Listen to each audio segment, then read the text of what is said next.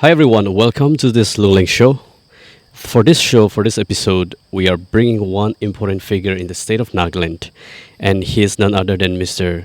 Kegi SEMA, and we have known him for quite a long time. I think at his popularity came about when he was spearheading the Accord movement those days in 2000, 2010, 11, 12, somewhere around that time, and spearheading a very strong and influential anti-corruption movement.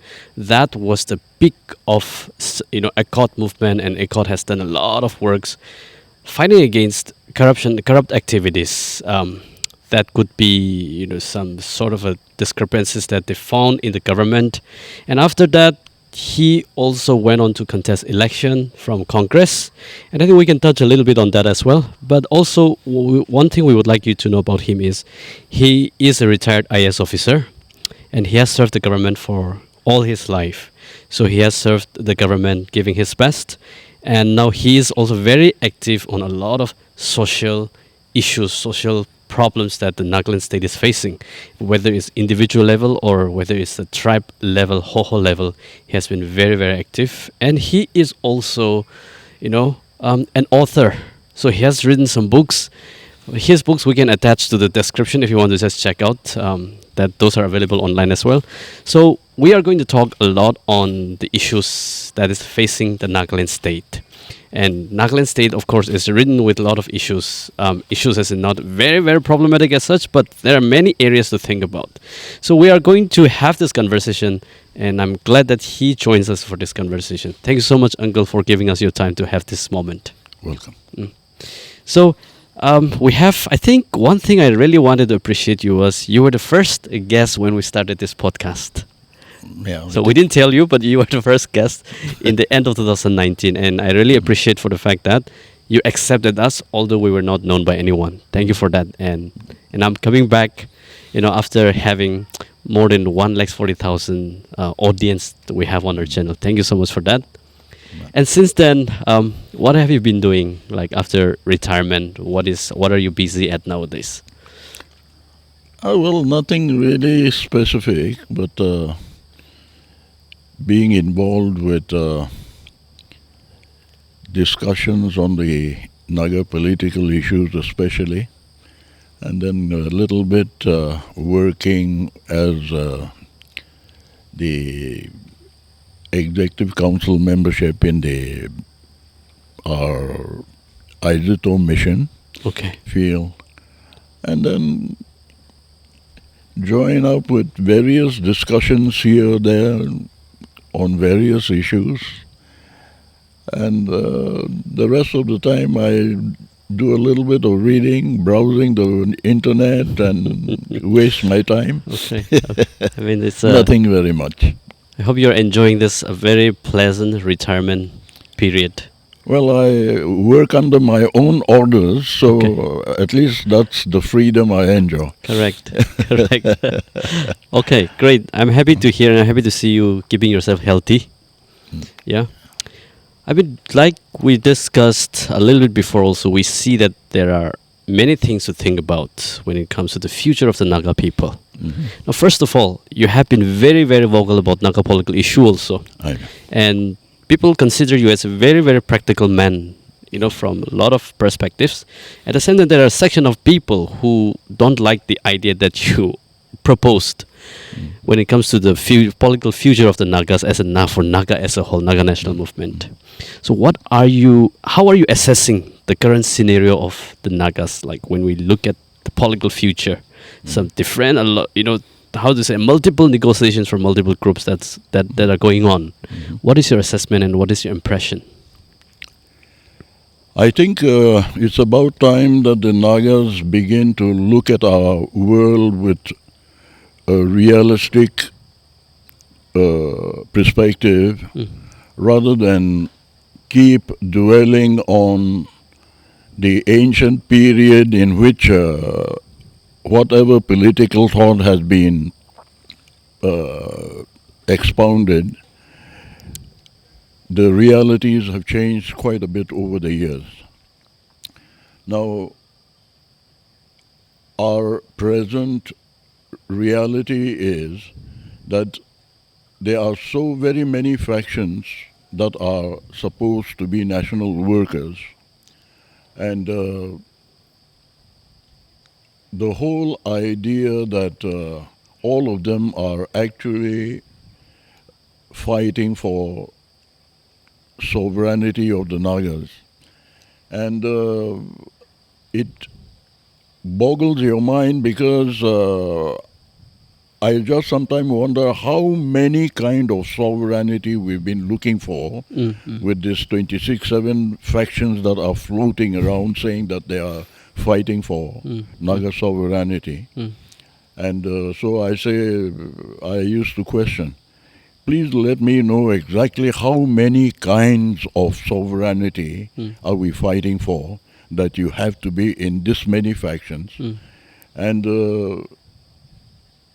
it boils down to a simple factor of reality, and that is simply this: sovereignty is no longer an issue.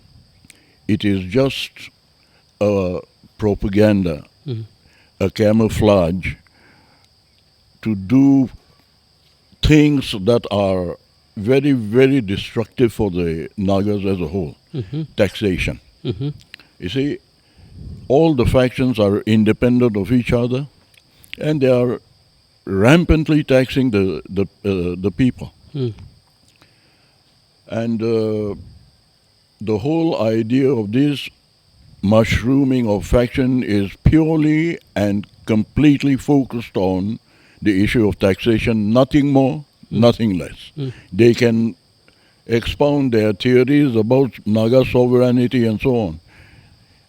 They don't even probably understand what sovereignty really means. But that's a very serious,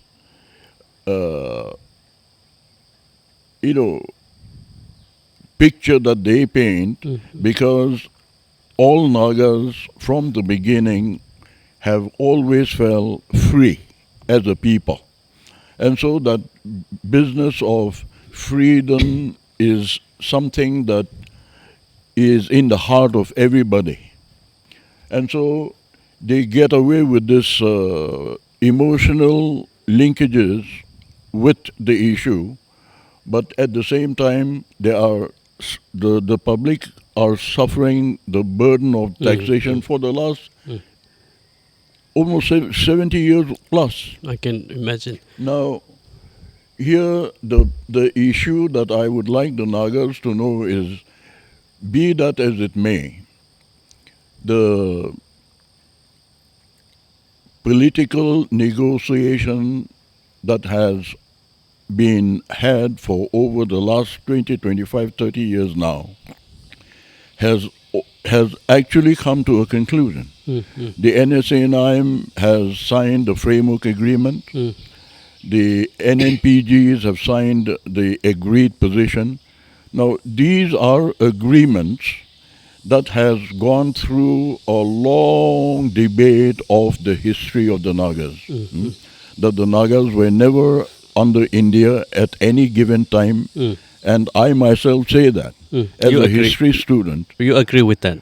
Okay. Yeah, okay. I say, if you look at the Indian history, you will not find one single sentence that refers to the Nagas of Nagaland. Correct, of course. Or the tribes known as the Nagas. The reference to Naga may be there as the sadhus, those... the Hindu. The Hindus. Right. But as a race, as a people, you will not find a single reference of a people called the Nagas. You see. Now you raised the issue of taxation and sovereignty. Sovereignty. So because of sovereignty, taxation has become the tool and strategy that is burdening the people. Now I want to understand, but do you believe in the existence of Naga National Movement as in the national workers? Well, you see, when it all began, especially at the time when people like Mr. Fizo was spearheading the whole situation, you see, the total population was taken up with this philosophy that once the Nagas get dominated by somebody, some other race, we would be burdened by that taxation. You see, it is on the issue of taxation that the whole uh, strength of the movement built up. That at a given point in time, if we have to pay our taxes to a foreign entity, you see, there will come a time when we will have sold our lands in order to pay the tax, and one day we will become a people, a slave in our own land. You see, that is the kind of philosophy that had been generated so widely. And the people also felt that the spirit of freedom was a living part of our lives, you see. And so everybody had joined the movement without saying a thing. It was a part of our life. And so everything had moved with that tempo in that belief. And given the time when the war had started with the government of India, Indian Army, you see, people have suffered Correct. excruciating experiences of dehumanization, you know. I mean, it's beyond belief. At that time, journalists were not allowed. True. And whatever criminal activities that were being conducted by the Indian Army was never ever reported anywhere around the world. Even India itself didn't know. Yep. You see, that's the kind of tempo that was. You see, but despite all that, you see, villages getting burned. The only wealth that the Nagas knew, called the granaries, Yep. being burned down. You had been put into encampments. You know. Having suffered all that, people still believed. You see. But the time has come when right from the beginning, things like the Simon Commission in 1929, when the Nagas had submitted that memorandum. You see, the feeling of freedom has been clearly expressed Correct. in those documents. Yep. Now, these negotiations that have taken place includes all of that. You see, that the Nagas were never dominated by any foreign countries. The British had also come in, but they were only trying to protect their interest in Assam, the tea plantation, Right. because our people were coming down, raiding the plain sector, taking heads. They wanted to stop that. And so, because of that only, they came into the Naga country, and even the British didn't control the whole of Nagaland, Naga Right. race. Right. The eastern Nagas were unadministered area. Yep. You see? Yep. So even under the British, Nagas were not completely dominated. You see? And even with the British, there was no treaty or no signing of surrender of any kind, even with the British. Okay. The British allowed our customs and tradition to prevail as it was. And Nagas have lived basically the way they have lived all their lives.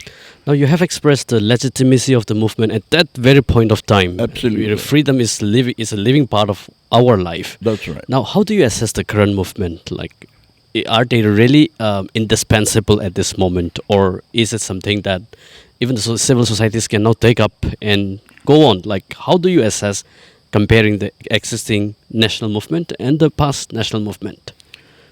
You see, the world has undergone a tremendous transformation, reformations, and so on, Very and true. it's become a global village. Now, you see, I think as human beings, we need to have a couple of basic freedom of speech, freedom of religion, freedom of your own customs and traditions. And as long as you are able to develop yourself without any impediments, you see, that's as good as any freedom that you would get even on your own, being free. Those are the elementary qualities of life that is required. Not necessarily, separated from India as such. Yeah. Okay. So if, you see, India at the time when they were fighting with us, you see, was a backward, underdeveloped country as well, as a developing country kind of a thing. Yep. It was something that even they had difficulties because in the present scenario, things have changed way beyond measure. Absolutely. You see, Absolutely. if India wants to wipe out the national workers, they can do it without having to have a confronting warfare like before. They would do it on a remote control. You see, times have changed, and there was a given time when people were even thinking in terms of preferring China as a choice of a relationship rather than with India. But under the Chinese kind of a society, you see, they have the minorities. We would be a minority tribe in a Han majority dominated world. In a communist country? Yeah, in a communist country. Now, they don't have the freedom. No? Not at all. Absolutely no freedom. Yep. You see, and everybody lives under some kind of oppressive Yep. Rules and regulations. Yep.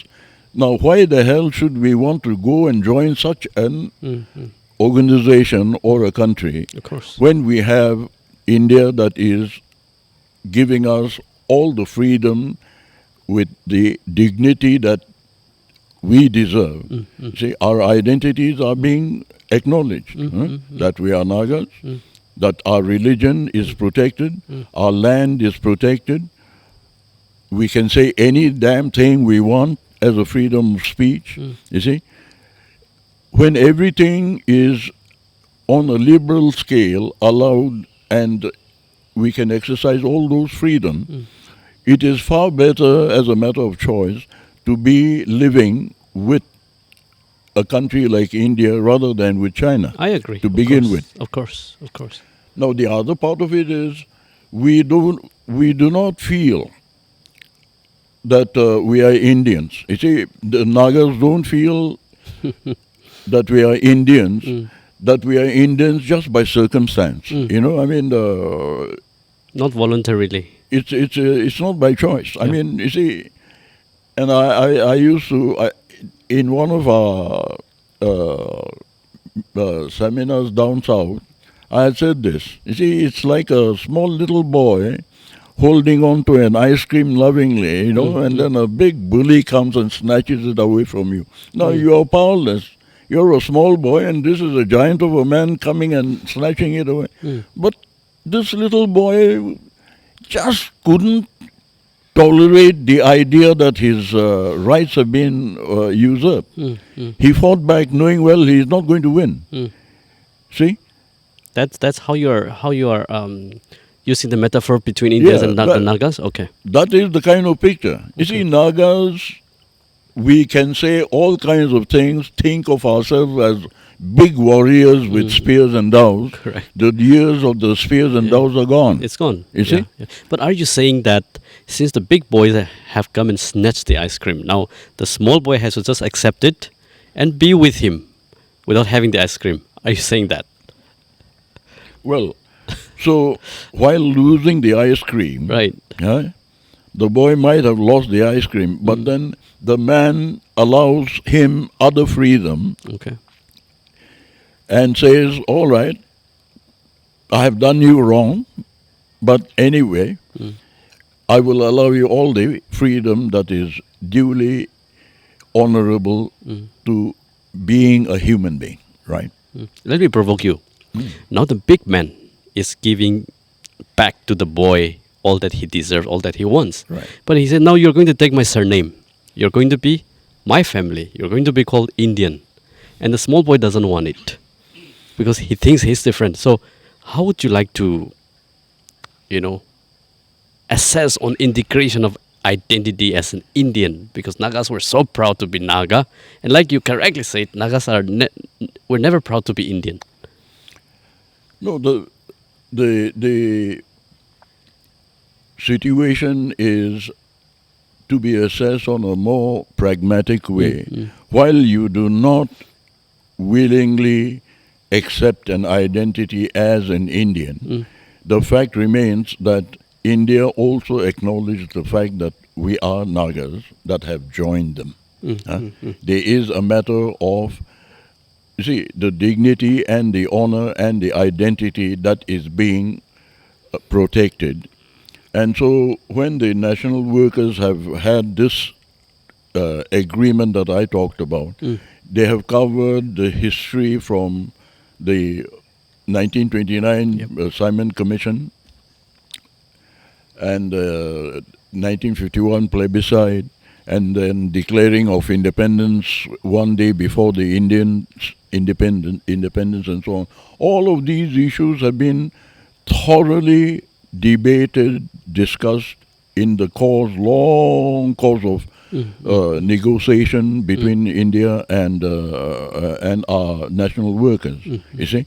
And then they have submitted their competency clauses or Yes. the demands. I want to get back to that. Yeah. Right. They have submitted their demands, and whatever has been agreed upon, you see, whether it is the NSCN-IM or the NNPGs, the working group, you see, they have done reasonably well.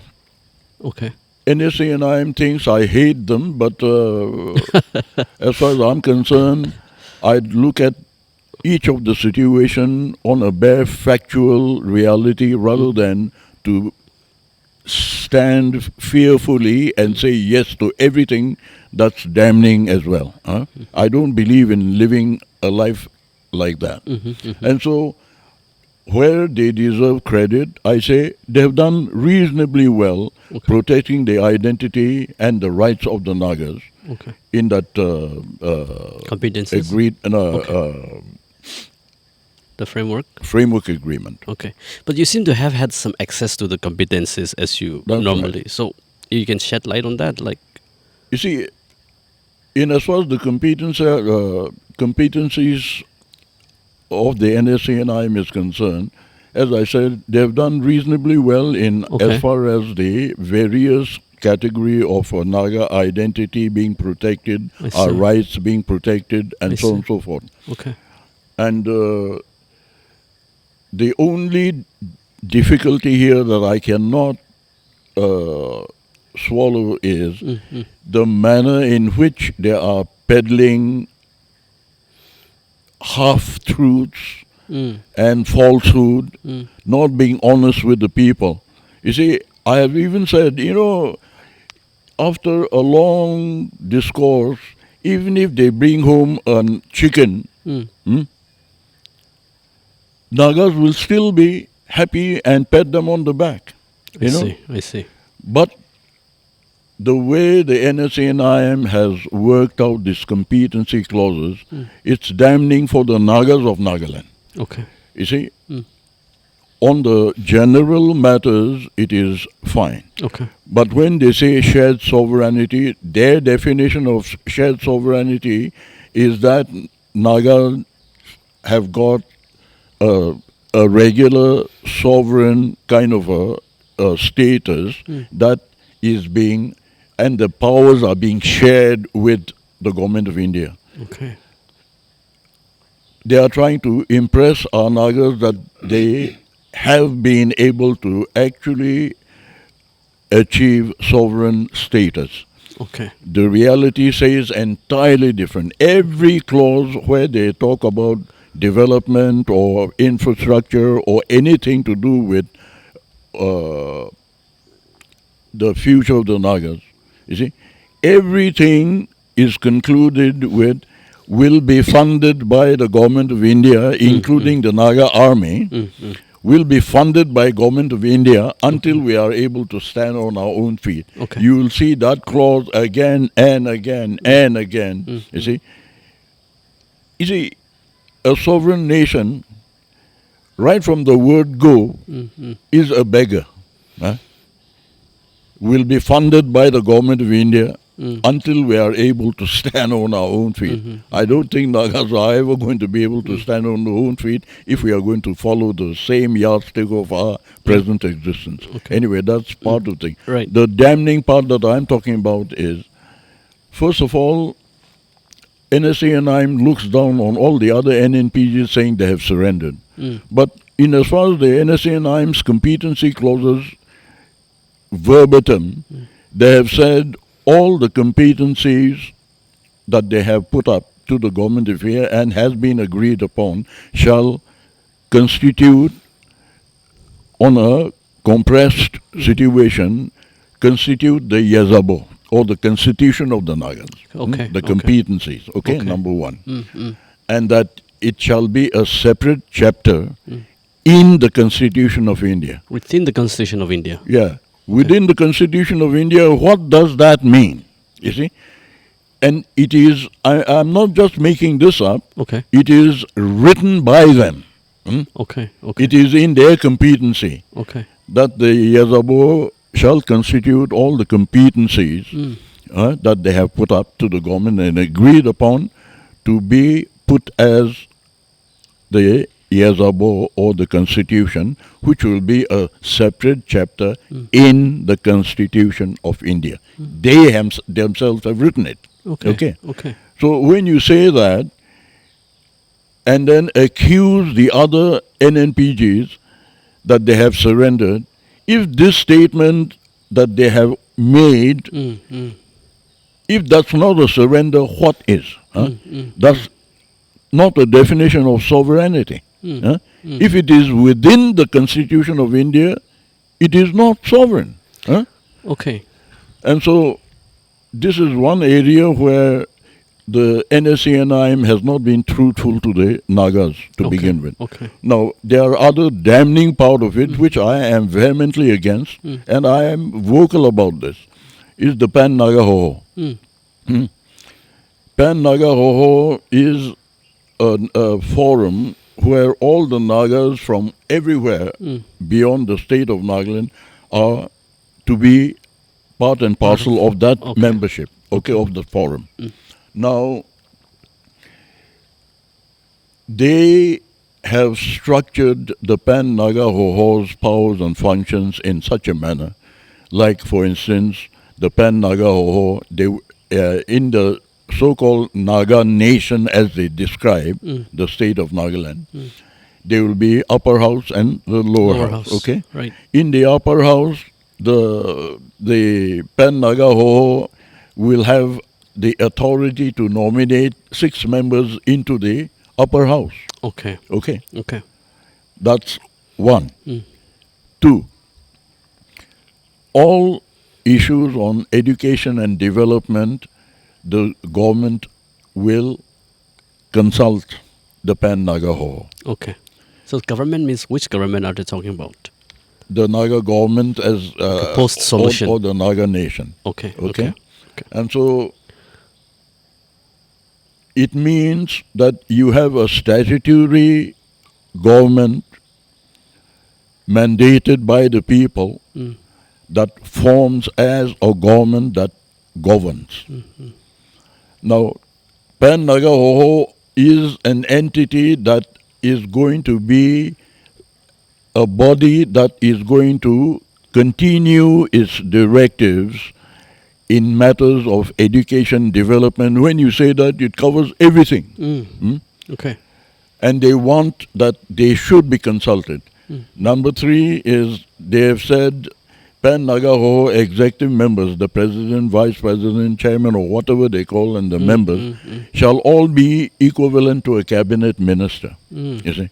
Okay. Now, they are a body that doesn't belong to the state proper, but they are going to interfere on the routine, daily basis of the governance within the state. Number 3. Number 4.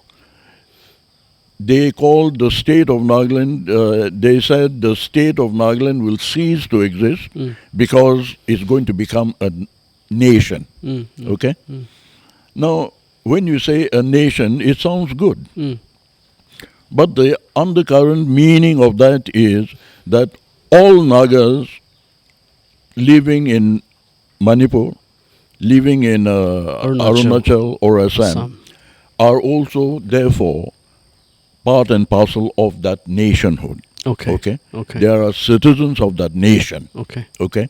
Meaning that they will enjoy equal rights. Now there is no integration. See, they have not been able to salvage integration. Okay. So Manipur will remain in Nagas in Manipur will remain in Manipur. Arunachal will remain in Arunachal. Assam will remain wherever they are. Okay. The only consideration that the government of India has given them is the Regional Autonomous Territorial Council. Okay, it's a autonomous structure where they would have their own legislative, judiciary, magistrate, more or less self-governing body. So are you saying that without proper integration, there should not be overlapping of functions and authorities like this? Is that what you're meaning? Obviously. There has to be a clear way of doing things. We shouldn't be playing around like children in the nursery. Okay.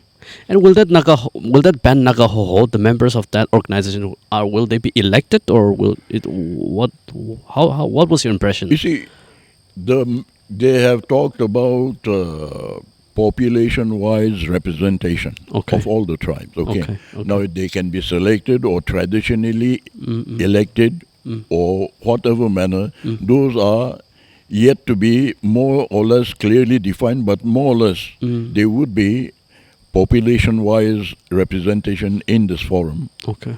And that they would be either selected or elected as the case may be. And just to follow up, if they are not selected by them, just like that, if they are sent from every tribe, right? What would be the problem that you are, foreseeing? If there is a equal representation from all tribes, will there be any problem? Like, are you seeing any problem? Like, you see, the danger here is we have already gone through the Pan-Naga Hoho situation, presently called the Naga Hoho.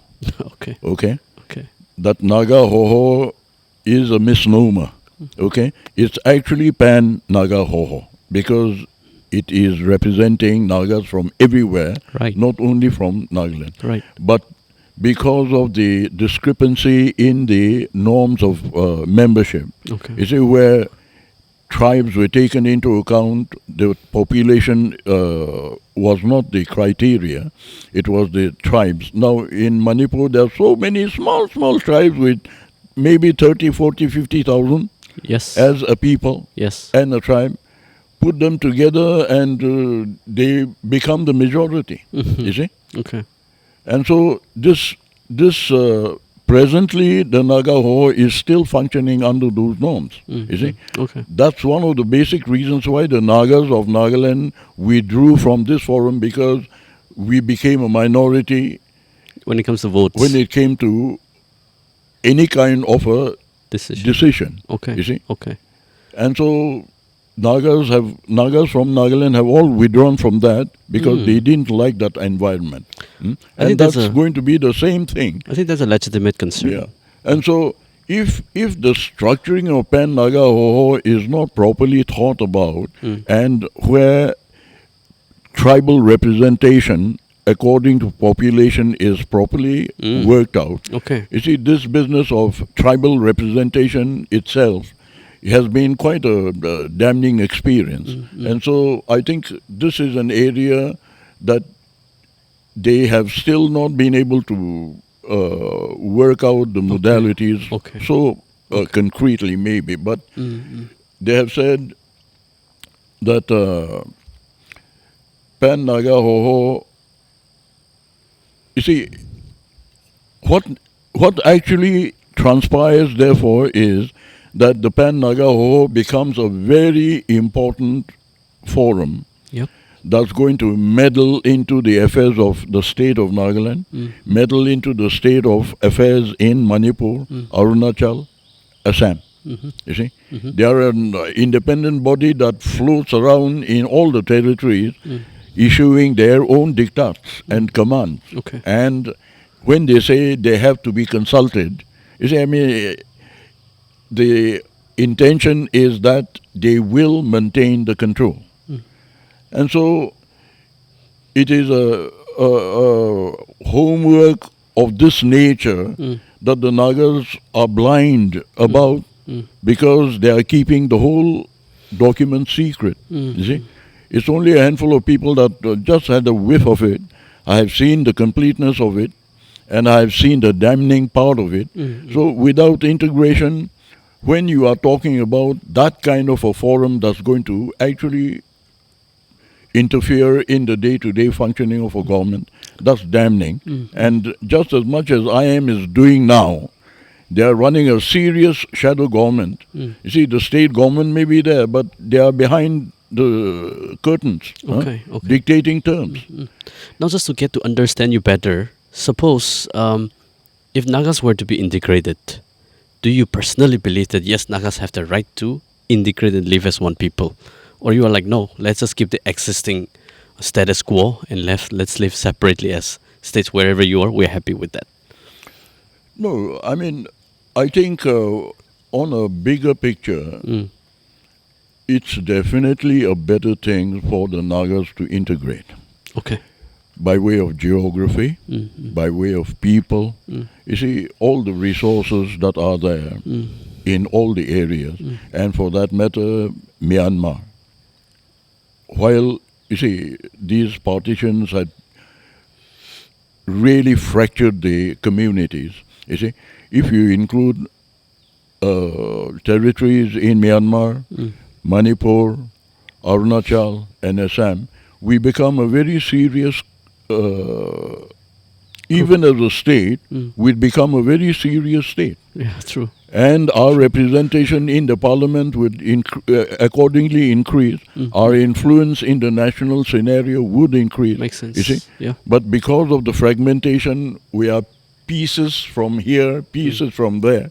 See, that strength of collectiveness doesn't emerge. Okay. And with us, Nagas of Nagaland alone, one MP in the Lok Sabha, one Right. MP in the... It's a helpless kind of a Correct. situation of just being acknowledged as being a part of a country. You see? True. So our strength Yeah. can always be significant once integration takes place. Okay. And perhaps the government of India understands that very well and therefore are afraid that Nagas getting integration could be a serious problem for the nation. You see?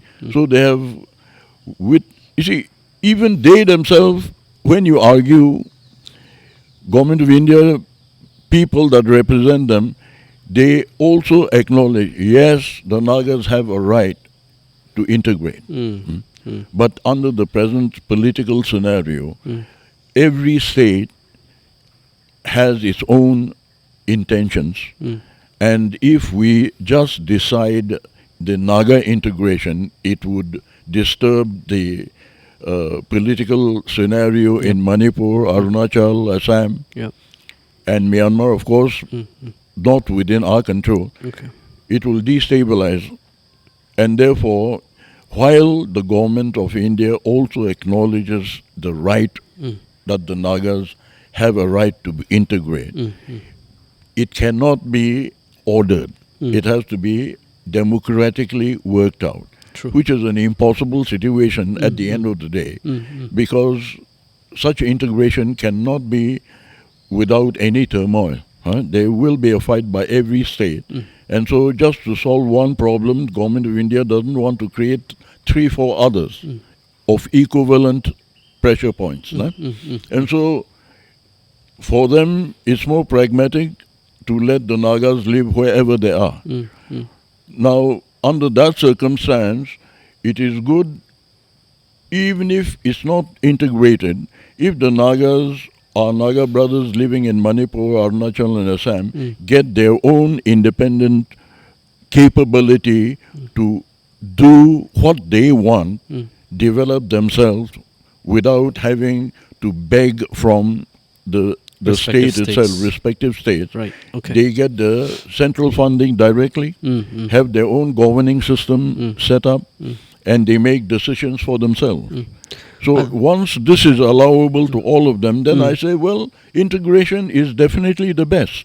But if integration cannot be achieved, At this then time. at least it is good that this territorial council that has been worked out for both Manipur, Assam and Arunachal, that is at least a consolation that they will also have the opportunity to help themselves Okay. and grow. I'm sure. I think the idea of territorial council can really help, and that's directly controlled or managed with the center directly. That way, it will solve a lot of developmental Yeah. deficits that people are facing. But now, you as an intellectual or elder, Naga elder, there are a lot of people listening to you, listening to what you're thinking, and listening to you for advice and thoughts. How do we keep intact of the Naga identity, or maybe rather as one people? Although we are within India, having a different state, living in different states, having different functional power of, functioning powers in their respective jurisdiction of on lawmaking, development, and so on. What do you think would be the best way to keep the Nagas as one people intact, although we are in different territorial locations? Well, so you see, basically the idea of Pan Naga Hoho as a forum, it is fine. Okay. It is good. You see, Till up to what extent? it is good to the extent where the first thing is all the tribes will be a part of this forum. Okay? Okay. They will be members of this forum. And basically, it should be a forum that is more or less the foundry where all the Naga tribes from everywhere beyond the state are able to come together, Yep. sharing our sentiments and sharing our concerns and so on and so forth, because the issue of sovereignty or issues of that kind still will linger. You see, the issues of integration, it's not a closed chapter, you see. Yep. And so these are situations, subject matter of which Pan Naga Hoho can keep it alive. You see? Okay.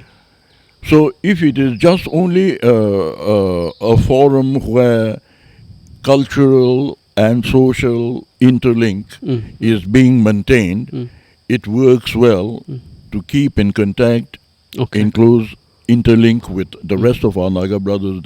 The only area that I am desperately consultation. against is Pan Naga Hoho should not be anything else other than a cultural body. Okay. And it should not have any powers to interfere in the affairs of a legitimate government. You see? Okay. That is the only line I draw. Okay. Yeah. Otherwise, the whole idea of Pan Naga Hoho, if it is a cultural for emotional integration, as you may call it, you see, it is perfectly all right. You see? Okay. But the manner in which they want to continue their present autocratic way of taxation and doing whatever they want, you see, that is something we cannot tolerate. In a new dispensation, we cannot allow this present kind of diktat to operate within the state of Nagaland. You see, I get and so here you see, when you say a Naga nation, you see, without integration, I simply say this. You see, mine is mine, yours is ours. Is what the NSCN-IM is saying. Okay. You see, Okay. they want to enjoy the benefit in Manipur through the Regional Territorial Council, autonomous. So does Arunachal and Assam. You see, their Nagas of Nagaland have nothing of a privilege there. But they have equal rights with you and I in the Naga nation that they are talking about. You see. So they will enjoy their own benefit exclusively in their territory, but will also share our share of equity. You see? But don't you think that can be worked out, or that can be? No, in a matter of principle, it is unfair. Okay, Right of from course. the word Absolutely. go, it is unfair. Absolutely. You enjoy your privileges in your own area. Okay, right. Let us enjoy our own privilege in our own area. It's simple as that. And if there's a cross-exchange accommodation, that's an entirely different thing. But it cannot be in a in a systematic, regulated manner where they claim that right by right, you see, as a Naga nation and a Okay. citizen of the Naga nation. You Okay, see, I think that's where it goes wrong. okay. That's very loud and clear, and I understand why you are saying that. Also, coming back to your belief that Napen Nagaho should be just concerned with just a cultural matter, social Yeah, matter, absolutely. then do you think fighting for this so long as as a movement of for Naga people, you know, lots and thousands of people sacrificing their lives. Yeah. Do you think it's just worth it? Because with or without government of India, this social body, cultural body can be just formed tomorrow by Nagas, like without necessarily with the help of government of India. So how would you like to give the gravity of the Naga National Movement and the sacrifices that they have made, and then achieving something like a social body, cultural body? Because I'm just thinking out loud that with or without government of India, with or without all the sacrifices, this cultural body can be just formed anytime by the Nagas without government of India's giving us. How? In fact, present Naga Hoho is basically an attempt to do that. Right. You see, Right. basically it is something to do with that collectivity, collective body Yeah. represented from everywhere. And as I said, the only fracturing factor was the actual representation membership Makes sense. that didn't find the Makes sense. rightful dispensation of legal membership. So, other than that, basically, this forum answers that question that you have just raised.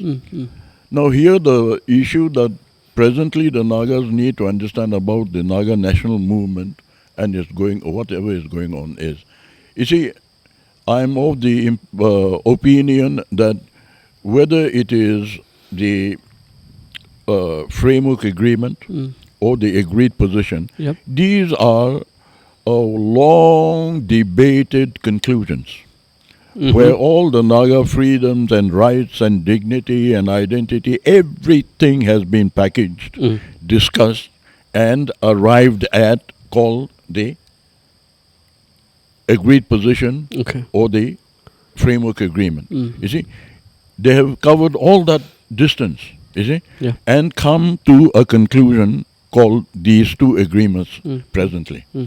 Now, the government of India cannot be signing all kinds of agreements with all kinds of factions. It is going to be one single Yep. agreement at the end of the day. Correct. After, as a matter of conclusion. Government of India is going to have to sign one agreement with the Nagas. You see? Yeah. Not 2, 3. Yeah.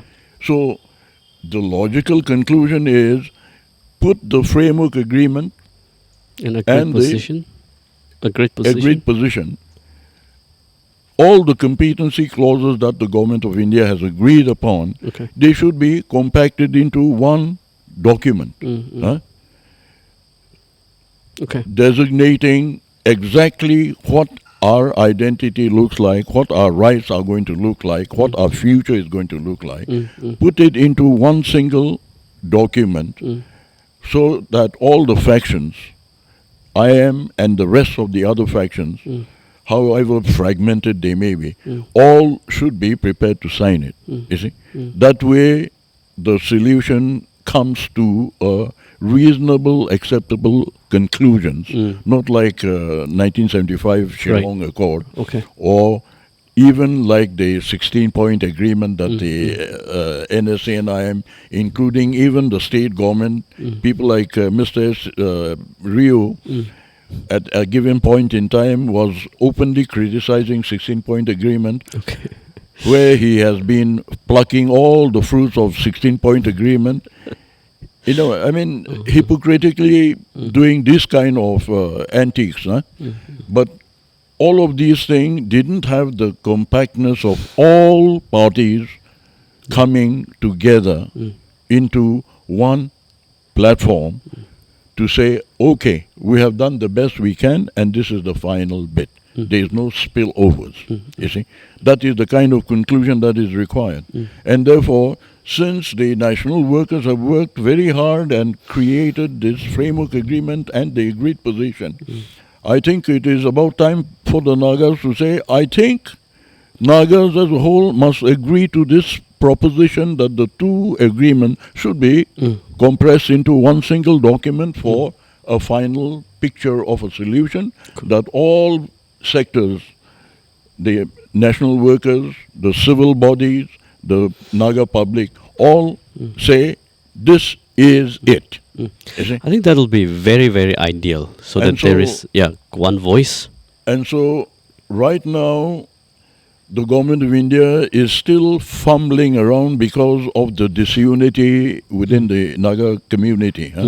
Everybody is giving opinions and advice and suggesting and submitting one memorandum after another to the government, all different, with different ideology. Yep. The government of India is also getting seriously confused as to what kind of a people we are, because we don't seem to have one single voice to say, this is it, you see, and that's lacking.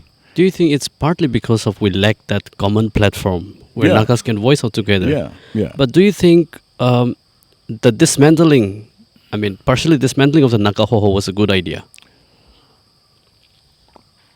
You see, we Nagas have a very impatient attitude.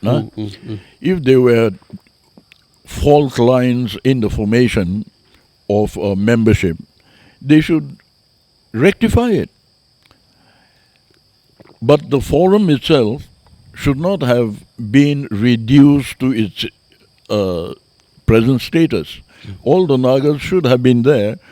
Rather than walk out, we should have actually insisted on reforming and structuring it on a more positive scale. But we all walked out, and therefore we have literally reduced something that could have been potentially important. Right. Now, you see, the Nagas of Nagaland, when I keep saying this, there are a good number of people who really hate this terminology that I keep saying Nagas of Nagaland. But the whole national movement began here, what we call the Nagas of Nagaland. It is our movement. Before it got the statehood. Yeah, before the statehood. It is the Nagas of Nagaland. It was called Naga Hills, as it were. And then... And so, in as far as the whole situation is concerned, the idea of having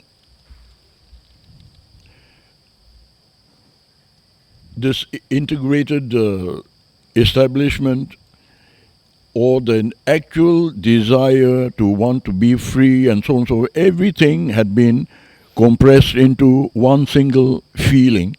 But in as far as the Nagas from the other part of the world state is concerned, they were not directly involved in the matter of the movement. See, when I used to write and say Tangkuls were never a part of the movement, there have been a lot of Tangkul friends who have said, no, Mr. A, B, C, D had been in the national movement. Yes, as individuals, one or two individuals, joining a movement is different. But it is not the community as a whole, like the Nagas of Naga. Every village, every part of the society were involved in as far as we are concerned. And everybody suffered. In their case, Arunachal or otherwise. I mean, they have not gone through the same kind of decision of a community involved. There is a difference there. But do you think those days in the eastern side, the small eastern tribes, do you think they did the same thing, like as from at the community level in the involvement? Because they are still part of Nagaland. If I just you mean communities where? As a community level in the Naga movement. No, in as far as the Nagas of Nagaland is concerned, the community as a whole were involved. Okay. So when the national workers, they were called undergrounds at that given point in time, they would come, they were worshipped like heroes at the beginning. You see, because the feeling was so palpably strong that these people coming to the village, they were actually welcomed like heroes. You see? Yeah, They were that's fed. true. That's true. Coolies were given to carry their luggage and so on and so forth. Makes it Slowly, it became as oppressive as the Indians themselves in the due course of time, even the national workers. You see. Otherwise, they began with and so the community that you talk about were completely and totally involved in this particular effort of helping wherever they can. Nobody even asked questions. They did it. You see, that was the tempo.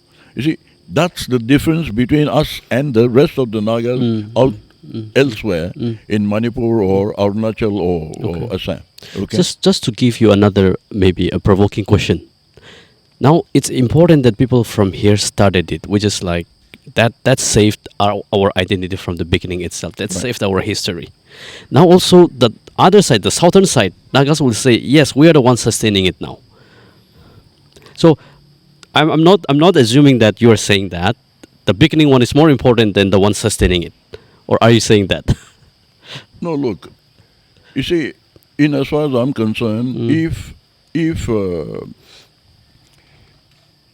the Nagas, we also need to be a little open-minded. They didn't join the movement, fair enough. You see, the fact that they are Nagas is the part that has to be acknowledged. Exactly.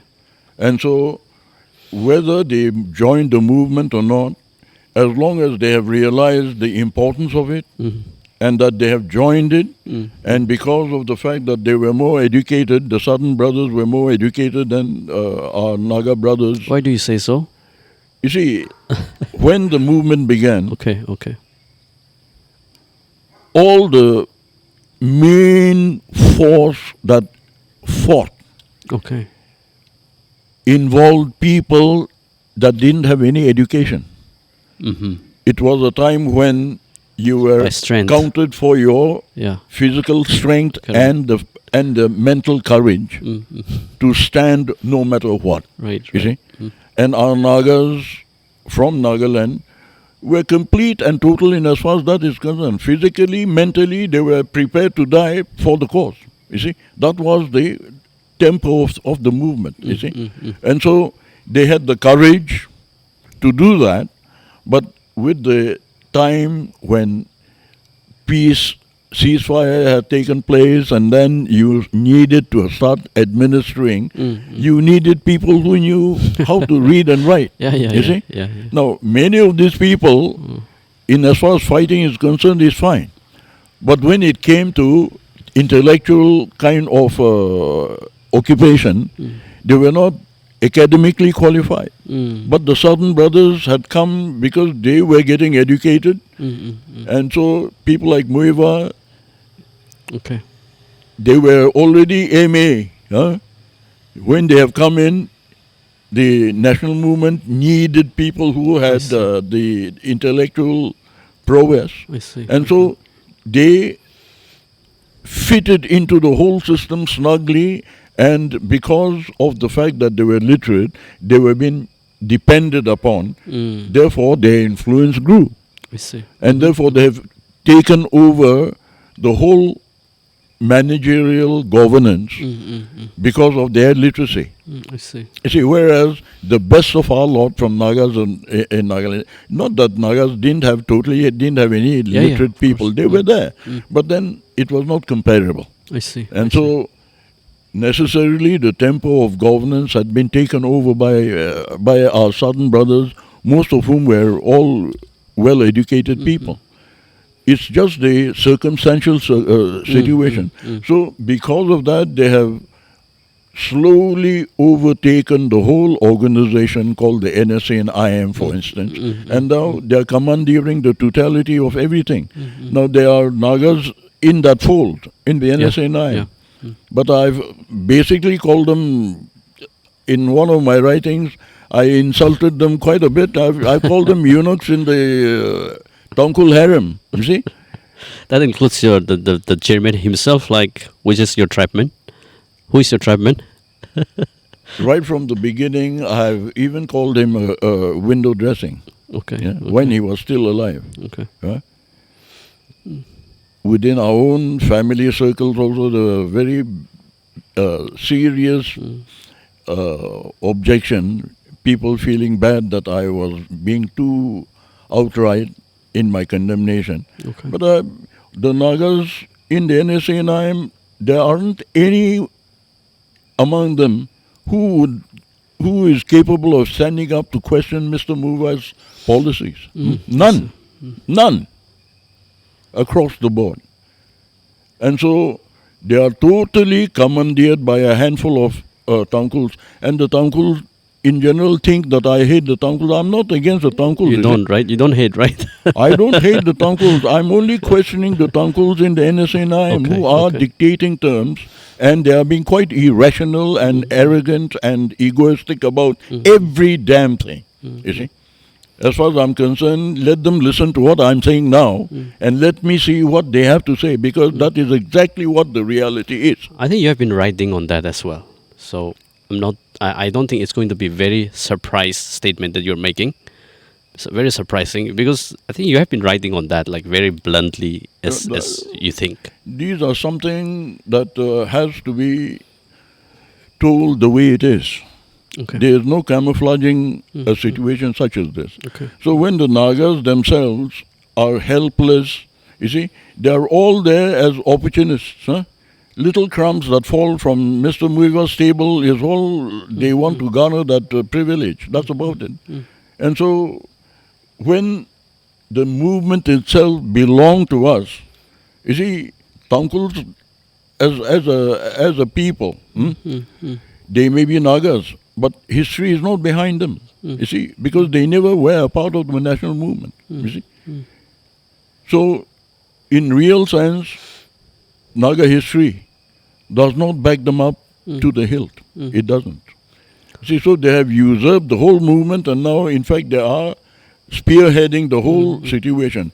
So I don't mind your question. I don't mind that. You see, I don't mind them spearheading, because we need intellectual brains to work out difficult propositions. It's fine.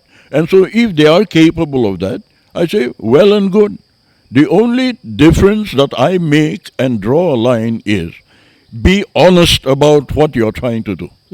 Do not try to use dirty tactics of wanting to continue strangle-holding the Nagas of Nagaland even after the post-solution. That is an area that I vehemently object to.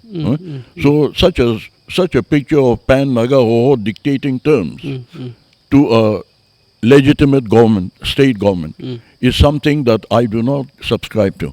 I object vehemently. And I said that, even if the final agreement comes, cannot happen and should not be allowed to happen. You see?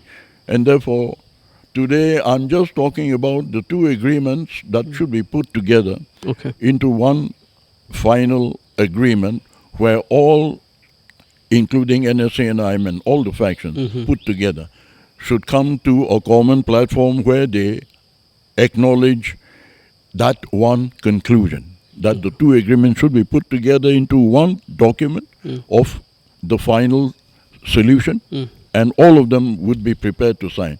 As long as they can acknowledge that and say so loudly, then we can together take the issue up strongly with the government of India and tell them Nagas want a solution and we want it fast. And now just to ask you one more question related to that. There are people who consider you as like you hate the southern beep Nagas. That's very common, and we can see that on social media as well. But that's you have clearly mentioned, because you want to think without any hesitance. You just want to see what it is, and you want to say what you need to say. I think that's understandable. Yeah. But are you how to say, are you also heavy?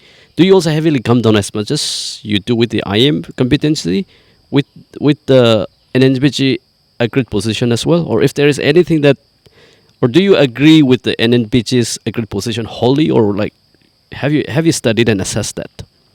No, the NNPG's sector is more or less containing all the essential elements of what competency clauses under framework agreement is.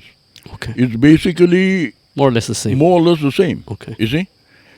And the only thing is, as far as the working group people are concerned, they are not talking about the kind of sovereignty that NSCN-IM is talking about. We have tried, we have failed. Okay. And they've been honest about that. You see? And so it will be a solution within the Indian Constitution. As far as the NNPGs are concerned, it's more or less clear. Okay. NSCN-IM people, as I told you, even they are basically doing the same thing but saying differently. Okay. You see, that's the difference. You see, and they're not being honest. When I say whether it is a chapter or you see, Article 371A is a separate clause in the Constitution of India, Yeah. right? So if you call it a chapter, That'll. it is still in the Constitution of Right, India. right. What is the difference? Right. You see, but IM is trying to say Constitution of the Nagas. You see, Within Indian Constitution. within the Indian Constitution. What is the difference Okay. between Article 371 and their so-called Naga Constitution years ago? What is the difference? Since I'm not aware of that, I wouldn't think much on that. But like now that they're fighting that, no, we need to have a separate constitution and separate flag out of the Indian Constitution. They have been very, very vocal about it. So that means, are they shifting goalposts? Oh, every other day they've been shifting goalposts from here to there and there. And then, you see, the simple issue is this. If they really truly believe that we have achieved sovereignty, I'm asking NSCN-IM this question. If they think, like they are propagating, that Nagas have achieved sovereign status, and that we are only sharing power with the government of India. Mind you, a sovereign nation does not ask any other sovereign nation for a flag or a constitution. Know this. And I want the Nagas to know this very, very clearly. No sovereign nation asks another sovereign nation to allow them to use their national flag and have their national constitution. See? A sovereign country is a protocol. You see? Your flag, your constitution is a part of a sovereign status. And we are not. We are not expected to ask anybody to allow us to use a flag or the constitution. Why is NSCN asking for a flag and the constitution from India? Okay. What's the meaning of that? Does that signify a sovereign status? You see? See, in everything that they are doing, they are subservient and a part and parcel of the Indian Constitution, and still outwardly in public they are saying we are sovereign. You see, it's about time NSCN-IM started talking frankly and truthfully to the people and not confuse the people with all these jargons of whatever they want to throw around, confusing the people's mind. But the simple realities that I'm asking as a question. No sovereign country asks any other sovereign nation to allow them to use a flag and a constitution. Flag and a constitution is a protocol of a sovereign nation. It's a prerogative. Nah? All right. So this has been a very engaging conversation. Nice to really hear your points of views on issues like this. And I wish we could touch a lot more issues, state level issues like the backward tribes reserve. I think, but we'll have it on another day because this has been quite a long episode already. Yeah. So I mean, thank you so much for sharing your opinion and for honesty. I really appreciate that. Whether people will agree with you or not, that the fact that somebody shares his opinion very honestly and speaking his heart out is, I think, something that we need to acknowledge and appreciate. So thanks so much for this conversation, and we can have more conversation in the future as well. Sure. Thank you so Anytime. much. Yeah, thank you so Anytime. much.